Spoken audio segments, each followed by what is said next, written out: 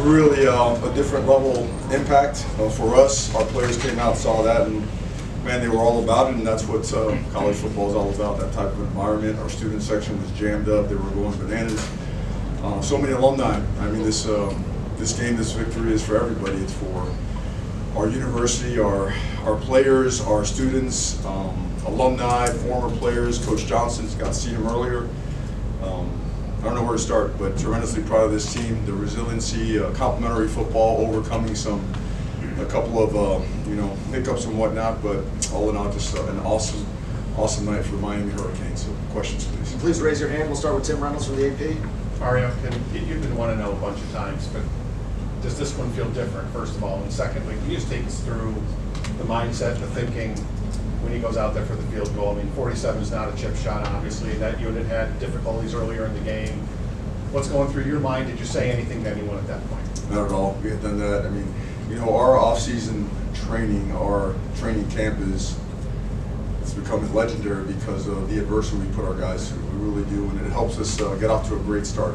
Every year, every place that we've been. So, I mean, can you say, it's guaranteed he's going to make it? No, did we feel good about it? Absolutely, we did. And we felt that if we got that field goal and they had to really get down the field and try to throw the football, that our pass rushers can take advantage of their offensive line. Jordan McPherson, Miami Herald. Yeah, you talked about with pass rush, just the line of scrimmage play in general. How much you harp on that? Just how did you feel that you guys were able to handle that today? It was a muddy and bloody night. I mean, all night that thing was like rock'em sock'em robots. So, I mean, first of all, hats off to Coach Freeman and his team. Number one, because he has an unbelievably competitive and talented team and a great coaching staff. And he himself has done an awesome job with that program. So we knew that this game was going to be about, who's got one more shot in them, right? Who's willing to go and just not let anything get in the way of doing their job. And that was a challenge to our players. Everything was about being 1-0 on every single play and doing our job, and they took to that challenge and they ate it up. And they got after it. They got after it all night, all the way to the end. And sometimes domination takes play on the final play of the game. And as crazy as that sounds, but that's what happened. Andrew Adelson. Mario, what did you learn about this team on that final drive? They had scored to come back, and yet you were able to drive down the field to be able to get the win. We started well, had the issue with the field goal, and then the middle eight was awesome. Of course, scored at the end of the half, scored on the way out, and then we stalled, and big play by the defense, getting a turnover. Ruben returns it. We didn't get a touchdown. We settled for a field goal. A lot of confidence there, Carter. And, after that, we all felt that. In practice, he hits him at 55 plus, actually the 263 yarders, So we have a lot of confidence in him. We have a lot of confidence in the snapper, the holder, the guys protecting. So it was it's what we practice.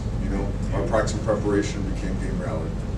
David Lake. You talked about how this was a rock'em sock'em game. Your defensive tackles, their performance, they each kind of stepped up and made plays tonight. And then Ruben Bain as well just made huge plays in the second. Oh, awesome! I mean, we were kidding around. Time flies, right? We finished year 3, we begin year 4, and I remember sitting outside of Hard Rock with Ruben Bain, with a bunch of other guys too. But since you bring up Ruben, and just the starting point was very low, so we're getting our butts kicked all over the place, and having to sit there for hours. Hard Rock is empty, cars are gone. They're trying to kick us out the parking lot. You say, hey man, stick with us. Just give the Canes a shot at the end. If you come here along with the other guys, we will be playing in those big time games and looking like what Miami should look. And tonight that was reality. That's pretty cool for him. Guys like Inez Cooper, CC, Mark Fletcher. I mean, so many guys. So I don't know if that answers your question. Have you ever seen Ruben intercept a pass and take off like that in practice? I see Ruben do a lot of stuff, man. He explodes stuff. I mean, what's funny is you get a chance later to watch the film, and not so much the sacks. Watch the plays where he's ripping through people, just cutting them in half and affecting the passer. I mean, truly a special talent, as explosive as it gets, and people have to game plan for him. So, we'll keep moving him around so they can't find him as easily, and find a way just to keep allowing him to impact the game the way that he did. How about Carson, just the way he's settled in tonight? Yeah, I thought he did a great job. I think people forget that's one of the top defenses in the country, right? I mean, they play man coverage as good as anybody. They bring pressure from all over the place. They disguise their coverage as well. And they're really good up front. We got called for a holding penalty. I think we gave up a sack, maybe 2. But, Carson, Beck, man, he made some unbelievable throws. He got out the pocket, he scrambled and got some chunk yards with his legs as well, and at the end of the day got us down there along with the rest of the guys. Everybody contributed. But Carson, I mean, game one, what can I say? I thought he did a great job. We've got a few more. We're going to go to Brett McMurphy. Mario, you talked about Carson. He's a high-profile transfer. CJ Daniels, another transfer, pretty big night. What do you think of his performance? Oh, I was kidding CJ. I've been chasing CJ for 2 years. Every time he enters a portal, man, I miss him. We finally got him, right? And what a play he made. Unbelievable. You know, CJ, since the day he got here, and his foot was banged up, it was a while before he got on the field, was an exceptional leader in that room. That guy took over the room and he established regimen and culture. Had those guys in there in the early hours watching the film, had those guys taking care of their bodies, teaching those guys how to track the ball and how to play the game at a higher level, especially as it relates to the opposite side coverages. What do they mean? Where are the leverages? Where are the soft spots? CJ Daniels is an absolute pro, and it was funny. We're leaving the locker room. He's like, "Oh, just getting started, man. Just getting started. Let's keep this thing going." He epitomizes what you want as a team player. Absolutely love and appreciate CJ Daniels. Go ahead, Brian. Hey, Mark Fletcher obviously has been through a lot of adversity, but he obviously came back strong tonight. Just his performance and what it means to him and to you and to the team for him to come back like that. Yeah, I mean, Mark is. We have a lot of special dudes on this team. We're hitting on the ones, so we speak about those specifically. Mark Fletcher is made of the right stuff through and through. Ray's awesome, and that may he rest in peace. What doesn't he do? He does it all. He blocks, runs the ball extremely well. Tremendous supporter of his teammates when he's not in there. He brings the juice. He brings the energy every single day. Physical is all get out, man. The tough yards, right? Today was, man, you're not going to get tackled. Or if you're going to get tackled, it's got to be +1 or 2. But I know he always looks up to the sky for his dad, and he got the best seat in the house tonight, along with my mom. It's her birthday tonight, too. She rest in peace. Mario, Corey Heatherman, just the job that you've done with this defense. I think there was only one breakdown in pass coverage all night, and I know that was a big focus to just get them on the same page. Yeah, he's hard to prepare for, man. You know, he mixes it up on the back end. Tremendous knowledge of. I'll tell you what, if we don't bust, the night is elite.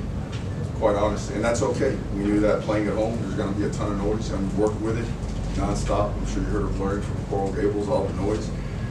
And for the most part, we were able to communicate, and we got caught on that one bust, and then a couple other plays where I'm sure he'd love to have back. But his level of teaching, his level of communication, his scheme, his intensity, he was a game changer for us today, and you can see why the players, they love him and what he brings to the table. He makes everybody around him better. 3 more. We're going to go Gary. Mario, can't let you out without talking about Mesidor, who made a couple massive plays on the last drive, and also Malachi Tony, 17 years old, should be in high school, and He's really 17. I think he's 18. is he 18 now? Turns 18 this year. You sure? Okay.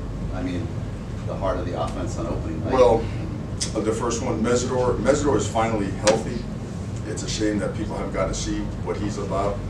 He's as impactful as there is. Extremely explosive. You saw him, how knowledgeable he is, how smart he is, communicated a check, got him out to the flat, right, distracted the quarterback and got that ball batted down. I mean, stuff like that doesn't really make the statistical sheet.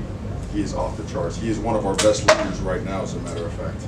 And he's done a great job. And Malachi Tony, he's special. We're trying to keep him a secret, but it didn't take long, right? First play or two, he was ready to get in the football. And what's special about Malachi Tony is his approach to the game. That guy approaches the game as if he's like a 5th year, 6th year NFL vet. Always at it, always working, and he's mad at himself because a couple of those balls that he didn't come down. He's just getting started. Last 3. We're going to go Euro. Coach, can you talk about your South Florida freshman, Malachi, Bryce Fitzgerald? Can I talk about what? I'm sorry. South Florida freshman. South Florida freshman. Yeah, Malachi, Josh Moore, Bryce Fitzgerald. Your Yeah, trust in those guys. Josh wants to have one back, but you know what? We trust him to be in the game because he's made that catch 9 times out of 10, even more so in practice. And Josh is going to be a great player for us, and we're going to keep throwing him in there because he's done great. He's proved it in practice.